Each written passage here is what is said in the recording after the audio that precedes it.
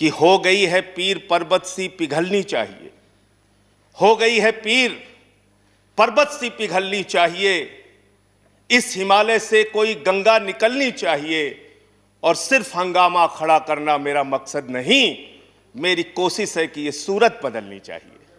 आज मुल्क में जो हालात है किसान के मान्यवर, आज क्या हालत कर दी गई है इस देश में। पिछले 76 दिनों से किसान आंदोलन पर है, उनके ऊपर लाठियां चलाई गई, आंसू गैस के गोले छोड़े गए, बूढ़े किसानों की आंखें फोड़ दी गई, कड़कती ठंड में पानी की बौछारें की गई, उनको आतंकवादी कहा गया, उनको गद्दार कहा गया, उनको खालिस्तानी कहा गया मान्यवर, उनको अपमानित किया गया।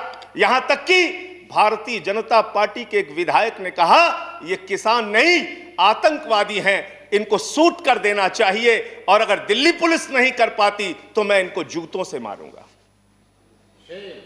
जूतों से मारूंगा। ये भाजपा के लोग कह रहे हैं मान्यवर। इस देश के अन्नदाता जो आपको अनाज पैदा करके आपका पेट भरते हैं, आप उनको जूतों से मारने की बात करते हैं। 11 दौर की आप वार्ता कर चुके, सारी की सारी वार्ता फेल। आप कहते हैं मैं एक फोन कॉल की दूरी पर हूं। मैं पूछना चाहता हूं क्या इस सरकार के पास कॉल करने के लिए 2 रुपए भी नहीं है? अरे 2 रुपए नहीं है तो हम लोगों से ले लो, लेकिन कॉल कर लो किसानों को, कॉल कर लो किसानों को। उनकी पीड़ा चरम पर पहुंच चुकी है मान्यवर। 165 किसानों ने अब तक अपनी शहादत दी है। आप जाइए गाजीपुर बॉर्डर पे, वहां पे 97 साल के इलम सिंह आपको मिलेंगे। उनके 2 बेटे फौज में हैं, रो रो के कहते हैं मुझे इस उम्र में उग्रवादी कहा जा रहा है, नक्सलवादी कहा जा रहा है। उनकी पीड़ा है मान्यवर।